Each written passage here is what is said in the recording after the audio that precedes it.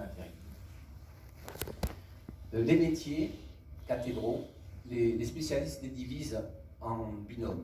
Il y a d'abord les sédentaires, les itinérants. Vous devinez que les itinérants, ce sont ceux qui ont les gages supérieurs. L'itinérant signifie l'expertise. C'est parce que je voyage que j'acquiers une expertise supérieure. On a, seconde façon, les métiers visibles, invisibles. Charpentier étant invisible pour beaucoup. Les nobles et les ignobles, mais pas à prendre dans le sens d'aujourd'hui.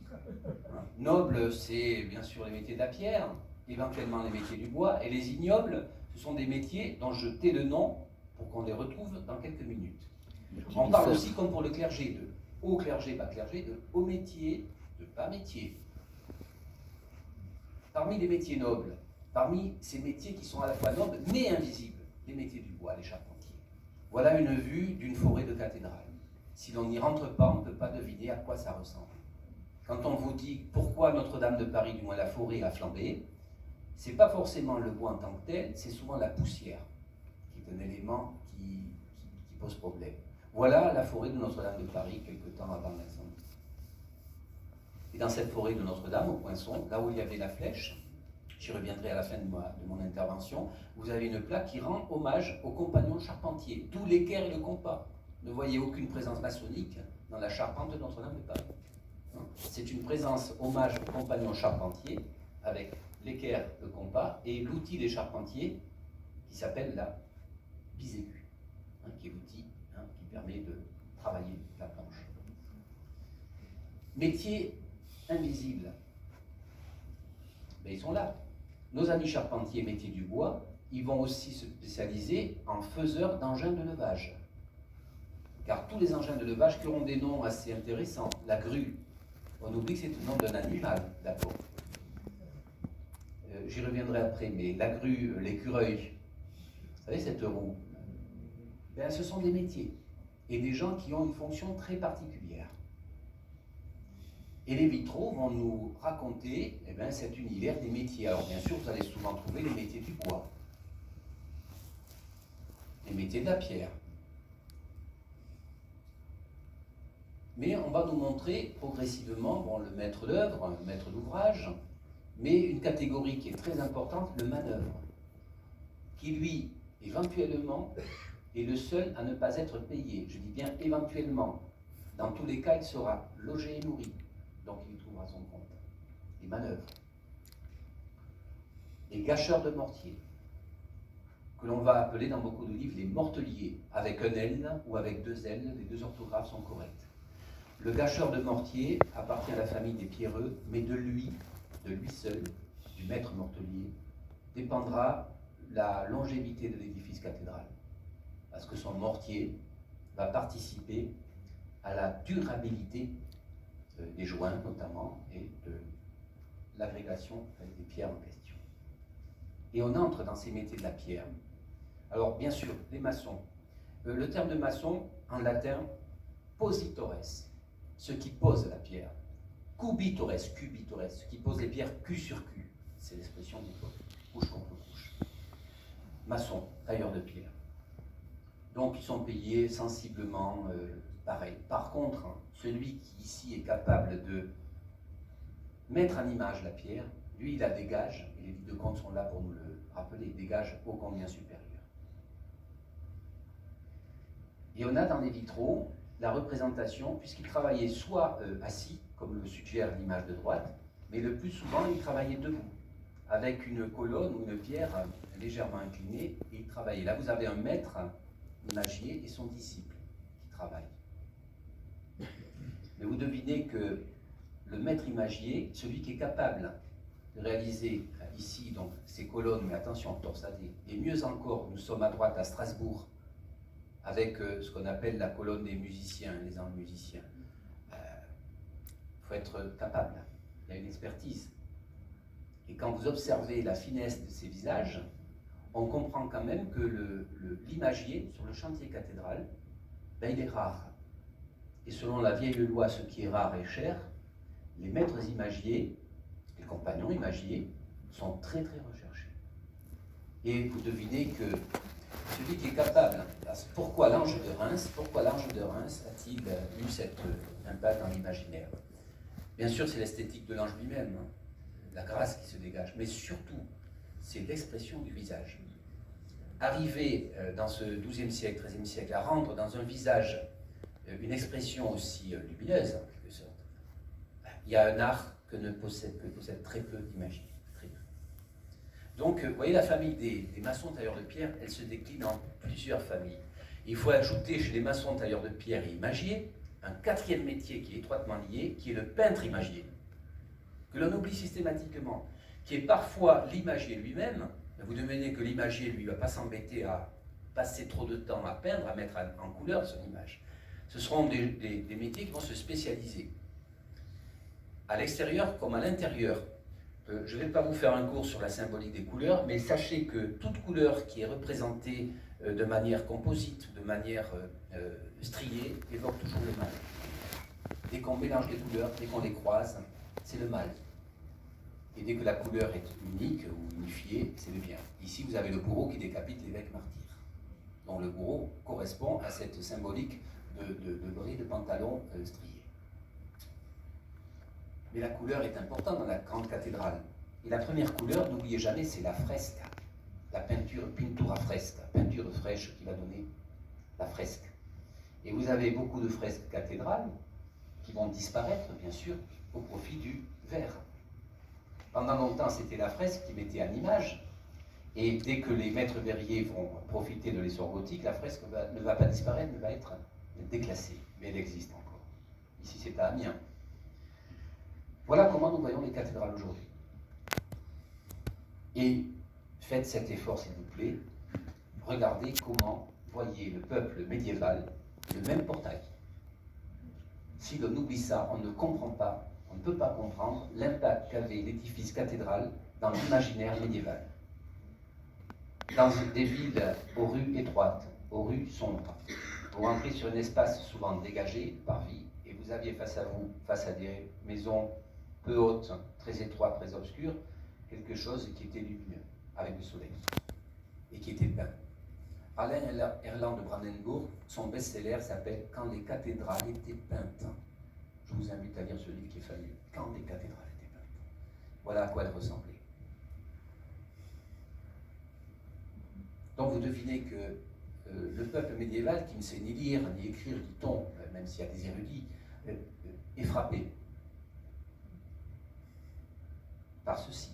Et des chercheurs, notamment à Amiens, notamment à Chartres, ont découvert, en travaillant sur ces sculptures-là, des résidus de cendres. Explication, pendant la nuit, on mettait des torches ou des flambeaux au choix pour éclairer certains espaces extérieurs de la cathédrale. Un métier totalement ignoré, du moins dans des livres de vulgarisation, le plâtrier. Pas de grande cathédrale gothique sans des plâtriers qui vont lisser, qui vont rendre plus beau au regard les parois. Et on a des enluminures qui nous les montrent, les plâtriers, bien sûr. Toutes les voûtes qui sont en pierre, on va demander aux plâtriers souvent de les lisser. Et on pourra peindre d'ailleurs, parfois, sur ces voûtes-là. Et un métier, alors là aussi, que beaucoup découvrent, pas de cathédrale sans briquetier. Vous connaissez une cathédrale en briques, pas très loin. Mais dans beaucoup de villes, puisque la pierre est très chère, et puisque parfois, malheureusement, je n'ai pas de carrière très disponible, bien, je vais faire du faux, c'est-à-dire je vais mettre à l'intérieur le mur, au lieu de remplir totalement de pierre, je vais y mettre de la brique. Et la cathédrale en brique à laquelle je faisais allusion, Sainte-Cécile, tapis qui est passionnante. Mais je vous en livre une autre, parce que la cathédrale, je vous dis, méfiez-vous, elle existe encore aujourd'hui. Dernière cathédrale construite au XXe siècle. Évry. 800 000 briques. Pourquoi on a choisi la brique? Eh bien, c'est l'évêque. C'est une démarche tout à fait spirituelle intéressante. La brique, c'est le rappel des 4 éléments fondamentaux. C'est de la terre, qu'il faut mélanger à de l'eau, il faut cuire par le feu et que l'on va sécher par l'air et le tout. Je n'ai pas le temps, mais ces édifices-là, encore 20e, vont reproduire toute une lecture, on va dire, symbolique de la cathédrale médiévale. Vous voyez la brique, elle peut être utilisée et savamment dissimulée dans l'épaisseur de mur. Cela rend service. pas de métiers cathédraux sans deux métiers qui ont le même nom, les verriers. Problème, verrier désigne deux métiers différents. Désigne d'abord les souffleurs de verre, donc les verriers, qui eux travaillent systématiquement en forêt, car ils ont besoin de bois. Le verre, c'est d'abord du bois. Donc ils sont en forêt. Ils soufflent, ils fabriquent, et une fois la plaque faite, donc ils la livrent. Et le verrier, lui, va travailler pour produire ces choses-là fabuleuses. Des rosaces de ce type, ici on est sur Notre-Dame, c'est un coût exorbitant. Et quand vous avez deux rosaces face à face, vous devinez l'argent qu'il a fallu pour. Chartres, bien sûr, pour payer les rosaces, pour payer les grands vitraux, ce sont pas les métiers, eux, vont bien payer des verreries, mais à condition que ces verreries représentent les métiers en question. Donc ces vitraux qui représentent l'arbre de Jessé, qui représentent la vie de Jésus, qui représentent la Vierge ou autre, vont être financés par les puissants de la ville ou les puissants de la région, voire par le roi dans certains cas. À une condition, souvent, c'est que les visages des uns et des autres représentent les visages de la famille qui finance. Et ça, on oublie. Il y a des livres où l'on peut écrire, mais la vanité étant ce qu'elle est, on aime bien prêter son visage, où mon épouse représentera Sainte-Anne ou Sainte-Marie. Mon fils représentera l'enfant Jésus, du moins dans des traits qui permettent de reconnaître. Les métiers du fer, les grands oubliés, forgerons, serruriers, les vinantiers ou autres, tous ceux qui vont entretenir les outils. Là aussi, il y a des forges, il y a un entretien au quotidien de tous les outils qui sont sollicités pour le chantier de la cathédrale. Et on oublie que dans les métiers du fer, il y a ce qu'on appelle les serruriers, les greffiers, pour notamment protéger l'espace sacré ou le trésor de la cathédrale, ou le chevet ou l'orient de la cathédrale. Vous avez un portail magnifique, ou mieux encore, des clés, des serrures de toute beauté dans toutes les cathédrales. Donc, forgeron.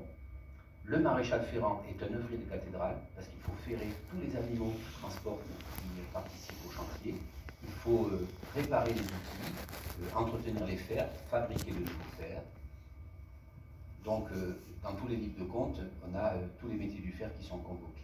Et on oublie très souvent dans les œuvriers des cathédrales les fondeurs, les faiseurs de cloches. Vous savez qu'il y a toute une typologie de noms de cloches, jusqu'au Bourdon, avec le célèbre Emmanuel pour Notre-Dame. Mais là aussi, c'est un coût, ça se pèse en tonnes, en dizaines de tonnes pour les plus gros bourdons. Je ne me trompe pas, en dizaines de tonnes pour les plus gros bourdons. Et les métiers totalement insoupçonnés. Donc je vous parlais de grues, je vous parlais d'écureuils. Mais vous avez un métier, je vous donne la réponse aussi avec ces deux images. Un métier que je n'ai pas cité, que je vous demande de chercher.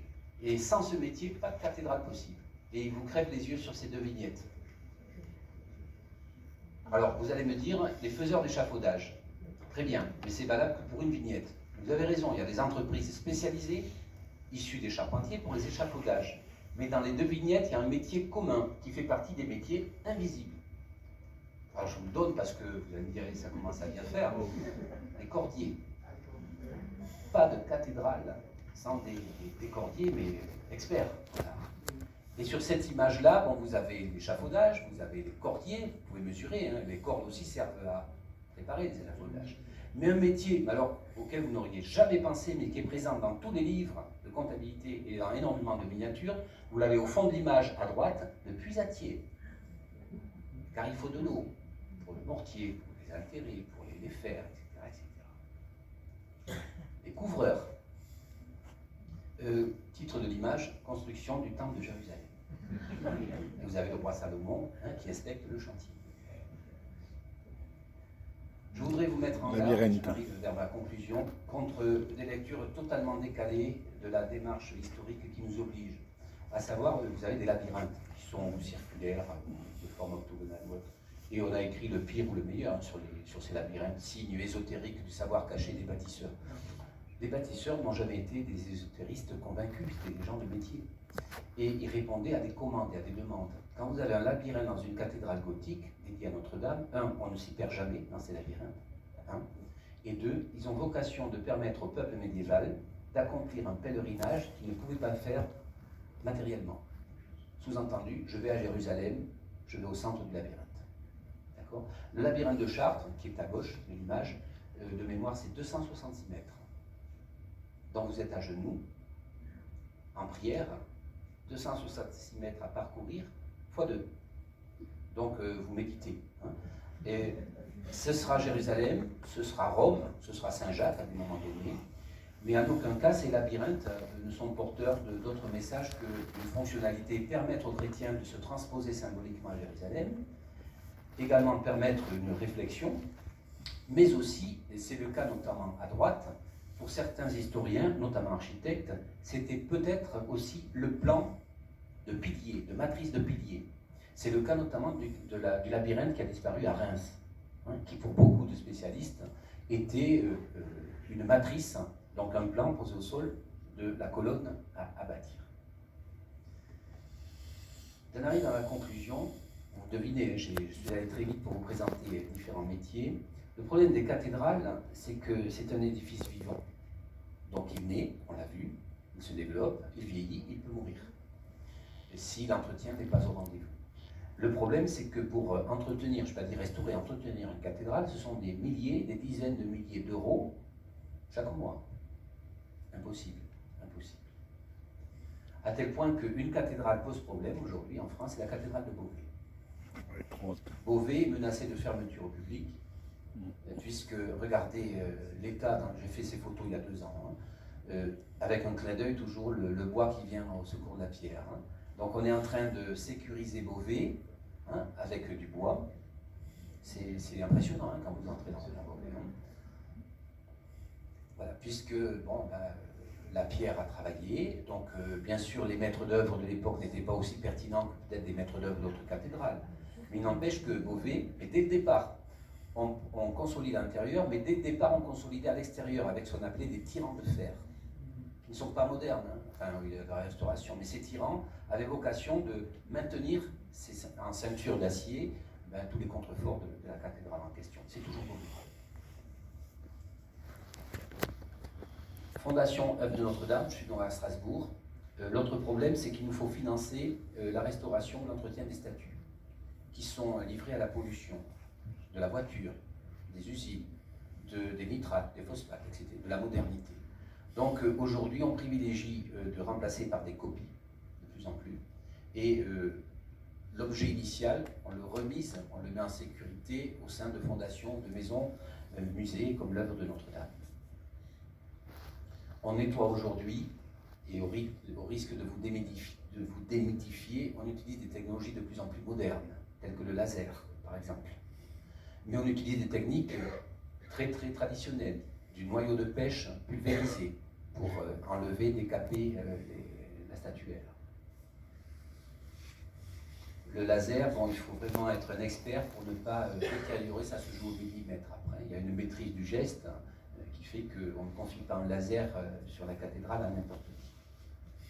Et j'en arrive au 15 avril, donc 2019. 15 jours avant, nous étions dans la cathédrale en train de tourner donc, les dernières séquences du documentaire. Le feu a pris, donc, d'origine, des mégots de cigarettes ou court-circuit. Actuellement, ce sont les 2 options retenues.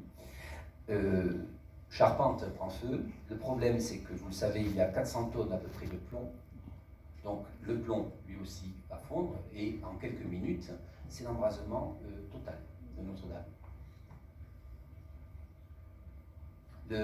On va projeter le film donc, entre le 19 et le 23 décembre. Les premières minutes, c'est avec une caméra, on a eu une chance fou, on avait une caméra à la haute définition qui a filmé le début de l'incendie. Donc vous allez, par hasard, hein, il y avait une équipe qui tournait, loin, pas sur Notre-Dame, hein, c'est Prix des Berges. Vous aurez une vision de l'incendie en haute définition. Et bien sûr, le public a été, du moins c'est ainsi que le récit le fossilise aujourd'hui. La flèche de Notre-Dame, c'est vraiment le tournant dans le drame. Un détail près, c'est que cette flèche, elle date du 19e. Donc, tout ça pour vous dire qu'une cathédrale est un être en évolution permanente. Quand on vous pose la question reconstruire à l'identique, qu'est-ce que ça signifie? À l'identique de quoi? À l'identique de quand? De quand? la charpente 15 jours avant l'incendie. Donc c'est un univers fabuleux. Hein.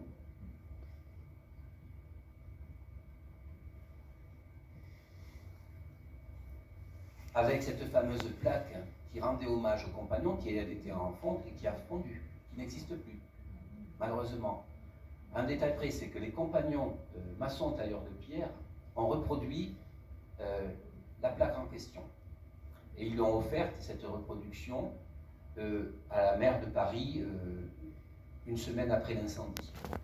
Je crois que j'ai... Je vous rappelle que la flèche de Notre-Dame a été construite par des compagnons, donc charpentiers, hein, du devoir de liberté. C'est-à-dire ce que les compagnons nomment entre eux enfants du roi Salomon.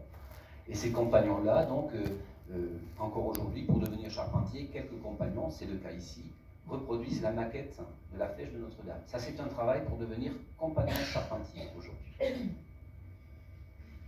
Et voilà donc la remise solennelle des compagnons aux représentants du maire de Paris. Ils remettent la plaque en pierre qui représente la flèche disparue. Quelques vues aériennes qui vous montrent les dégâts de Notre-Dame.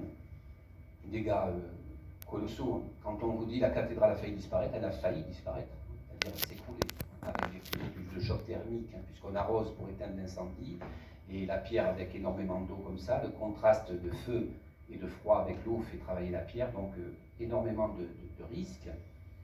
Et une des premières photos vous montre l'intérieur, avec tout ce que vous avez au bas, c'est la flèche, la forêt calcinée, hein, et donc des dégâts colossaux avec toute la nef et le transept complètement percé. 5 ans, ce sera très difficile à respecter. Honnêtement, les spécialistes pensent que 5 ans pour réouvrir Notre-Dame est un pari qui sera difficile à tenir. Encore une fois, aujourd'hui, vous avez des métiers visibles et invisibles. On voit toujours les métiers qui vont travailler la pierre, mais regardez bien, en fait, ce sont les charpentiers ici. Ils sont en train de poser une protection en bois sur un édifice de pierre. Et je terminerai là-dessus, hein, parmi les... Voilà où nous en sommes aujourd'hui, hein, sur des projets, des concours. La porte est ouverte à tout. La décision sera à la fois prise par le politique et par les déchets. Il y aura une concertation. À l'heure actuelle, personne ne peut vous dire, personne, quelle sera la configuration de Notre-Dame de Paris dans quelques temps. Il y a, à partir de l'incendie de Notre-Dame, il y a eu donc une structure qui est mise en place qui s'appelle Chantier de France, qui est présidée par un compagnon du devoir, qui préside ce chantier. Et Chantier de France donc, va essayer de profiter de cet incendie pour remettre en valeur les métiers du patrimoine. Ça, c'est très intéressant. Je vous remercie parce que j'ai été trop long. Je m'arrête là-dessus. Ça nous laissera quelques minutes.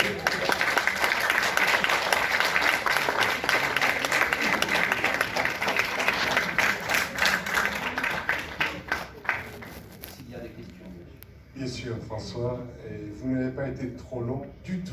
Au contraire, passionnant. La parole est à la salle. Vous prenez la parole, vous posez les questions que vous souhaitez, et François, ce sera un plaisir de vous répondre. Vous êtes sûr du pouvoir. Allez, première question. Passez donc à la seconde. Voilà, on passe à la seconde. Allez, notre ami Rémi Casals. Merci pour cette conférence remarquable et remarquablement illustrée aussi.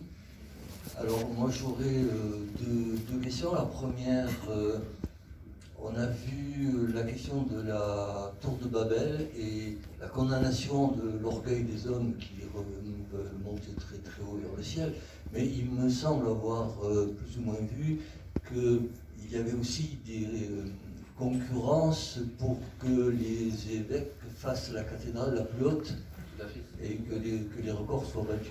Tout à fait, je demande de le confirmer, peut-être avec quelques précisions tout à l'heure. Et la deuxième question, c'est à propos de toutes ces miniatures ou représentations extrêmement intéressantes, sur lesquelles on voit qu'il y a des motifs religieux, par exemple celle où on voyait Dieu qui était le maître d'ouvrage, etc. Il y a aussi une volonté de prestige quand on se fait référence au roi Salomon ou autre. Mais ce qui m'a frappé, c'est la volonté de représentation précise et exacte de tous les gestes, de tous les métiers. Et est-ce que vraiment, est-ce qu'on sait que ces gens-là avaient l'intention vraiment de faire du reportage, du documentaire réaliste? Je réponds d'abord par la seconde question, je reviendrai à la première une seconde. Il est évident que ce qu'on appelle les peintres d'enlumineurs ou autres, très peu allaient sur le chantier. Très peu. Certains y allaient et produisaient donc ce qu'ils produisaient. Et ensuite on reproduisait. C'est-à-dire leur première représentation était sans arrêt reproduite. Ce qui fait que le temple de Jérusalem, on voit que les autres miniatures reprennent toujours le même format. On a le gâcheur qui est toujours à tel endroit, on a le roi Salomon qui est toujours représenté ici ou là. Par contre, ces observateurs étaient, ceux qui allaient sur le chantier, étaient de fins observateurs, puisque vous l'avez dit, hein, Rémi, on a la gestuelle et le détail des outils de manière très précise, qui sont redonnés de manière très précise. Sur la première question, qui est essentielle, si Babel est là pour appeler les gens à se méfier de l'orgueil de l'homme, il est évident que dès Saint-Denis, dès l'inauguration de Saint-Denis, nous avons des textes là-dessus. Il y avait des évêques, des archevêques, même un qui venait d'Angleterre, qui était présent à Saint-Denis lors de l'inauguration. Ils vont quitter Saint-Denis avec cette idée de refaire chez eux ce Saint-Denis qui les avait marqués. Et nous sommes dans une époque où les métiers et les villes cherchent à afficher leur puissance, leur identité, leur gloire. Les évêques, pareil. La cathédrale va devenir un symbole culturel, mais un symbole aussi de puissance et de rayonnement. À tel point que l'on aura, et c'est encore aujourd'hui le cas pour les buildings, c'est la même problématique, on aura sans arrêt, on essaiera de dépasser la hauteur de telle ville. Ce qui est valable. Et les flèches vont servir aussi. On va, par les flèches notamment, puisque c'est beaucoup plus facile, on va essayer d'obtenir la cathédrale la plus haute. Maintenant, ce sera Strasbourg. Un autre temps, ce sera Rouen. Au début, on calculait par la capacité. Combien de personnes vont aller? Ça va tomber très rapidement. C'est la hauteur. Toujours ce parallèle avec Babel. Les villes, c'est un symbole de pouvoir. Et pour l'évêque aussi, c'est un symbole d'autorité et de pouvoir. Où le matériel, le spirituel, on compose avec le temporel sans problème. Donc, on a dans la cathédrale une double lecture. Une lecture, bien sûr, fondamentalement religieuse, mais une lecture aussi d'un produit, d'une œuvre humaine, avec tous les objectifs que l'homme peut dédier à un objet qui est en train de construire. Une question de quelqu'un du métier, architecte. Très bien. Traître. Oui. Architraître ou architecte? Oui, c'est pareil, c'est le même métier. Vous dites que vous parlez des œuvriers des cathédrales, c'est-à-dire ceux qui les ont construits. Ces gens-là, vous avez dit, étaient payés. Alors, histoire de préciser un peu les choses, par quelle méthode étaient-ils payés? Et je pense que la dernière diapositive donne déjà une réponse. Merci. Ils étaient déjà en congé. Ils étaient payés normalement et systématiquement en monnaie savante et trébuchante. Donc l'argent comptait. Ils étaient payés soit à la journée. Je n'ai pas du tout évoqué aussi quelque chose qui est très important, la différence entre le compagnon, tailleur de pierre, et le tâcheron. D'où l'expression d'être payé à la tâche, avec énormément de confusion dans le grand public sur les signes lapidaires, auxquels on donne là aussi un ésotérisme qui n'a pas lieu de donner. Ce sont des marques soit de pose, d'appareillage, puisque vous êtes architecte, sinon des marques simplement de moi tâcheron, j'ai débuté en carrière tel ou tel. Voilà, donc ça c'est clair. Le gage est quelque chose d'essentiel qui fait que beaucoup de cathédrales, citons une des plus connues dans la région, c'est Narbonne. La cathédrale de Narbonne avait vocation d'être une cathédrale gigantesque. Et pour des problèmes donc d'argent, la cathédrale ne verra jamais le jour. Mais l'argent est essentiel. Je n'ai pas cité dans les métiers des cathédraux les bouchers, les charcutiers, les aubergistes, les taverniers. Et je réponds encore une fois à votre question. Si on ne payait pas systématiquement tout le monde à la journée, on payait, et d'où l'expression, on pratiquait un métier pour gagner sa vie. Donc pour gagner de quoi vivre, voire survivre. Régine Pernoud, que vous connaissez, a calculé le salaire d'un compagnon, donc le tailleur de pierre, et elle, je cite à peu de choses près, il gagnait correctement sa vie pour avoir une femme et nourrir un fils. correctement, tout est dans le correctement sa vie. Hein. Mais bon, il y a une relation avec l'argent, vous le devinez, qui est radicalement différente de celle que l'on a aujourd'hui. Hein. Dès que l'on a assez d'argent pour vivre et fonder des familles, c'est fabuleux. Or, le maître Carrier, par exemple, c'est une fortune colossale. L'imagier, ce sont des gages assez intéressants. Ce qui fait que quelqu'un qui est expert ne va pas rester dans la ville. Hein, et le maître verrier va faire une rosace et il va partir ailleurs, hein, pour monnayer autant que faire se peut ailleurs une expertise qui n'est pas présente chez les sédentaires. Oui, j'aurais une question. Bon, on voit bien que l'explosion architecturale a eu lieu à l'époque du gothique, hein, ce qu'on en retient tous, mais vous avez bien dit que les cathédrales ont commencé à être construites dès le début de la chrétienté. Est-ce qu'on peut dire que les œuvriers du XIIe, XIIIe siècle sont les héritiers et les descendants des artisans de l'époque romaine, de l'Empire romain occidental, et il n'y a pas eu de rupture, tel qu'on pourrait le croire, par les invasions barbares et tout l'effondrement de... Tout historien veut bien jouer sur permanence et rupture. Il y a bien sûr un héritage. Je vais vous répondre de manière allégorique, sans fuir votre question. Nos amis compagnons, on les présente systématiquement comme les héritiers directs des bâtisseurs de cathédrales. J'ai fait un article dans Le Monde il y a 2 ou 3 mois pour nuancer cette chose-là. Ils sont héritiers d'un patrimoine, ne sont pas les fils directs des loges de maçons, tailleurs de pierre médiévales. Car les compagnons du Tour de France, je l'avais expliqué, c'est une révolte contre le système corporatif. Ils vont prendre sur le modèle de l'itinérance des métiers cathédraux une matrice qu'ils vont prolonger, mais sur d'autres métiers que les métiers cathédraux. Donc attention à ces raccourcis. Je reviens à votre héritage romain. Les Romains étaient organisés en collèges, hein, les métiers, qui avaient des coutumes, qui avaient des rites, qui avaient des pratiques. Les légions romaines itinérantes par définition avaient des métiers spécialisés pour construire en quelques heures, on va dire, longues heures, un camp provisoire. Hein. Donc tout ceci, bien sûr, ça se transmet. Mais attention, l'univers cathédral va inventer un chantier extraordinaire, donc des nouvelles pratiques et de nouvelles relations avec le métier, forcément. De là à dire qu'il faut englober tous les métiers dans une même grille de lecture, certainement pas.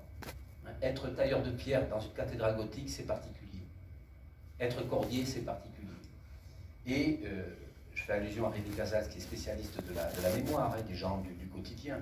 Ces tailleurs de pierre, ces gens des cathédrales n'ont jamais laissé d'ouvrage écrit, n'ont jamais écrit leur quotidien. Hein.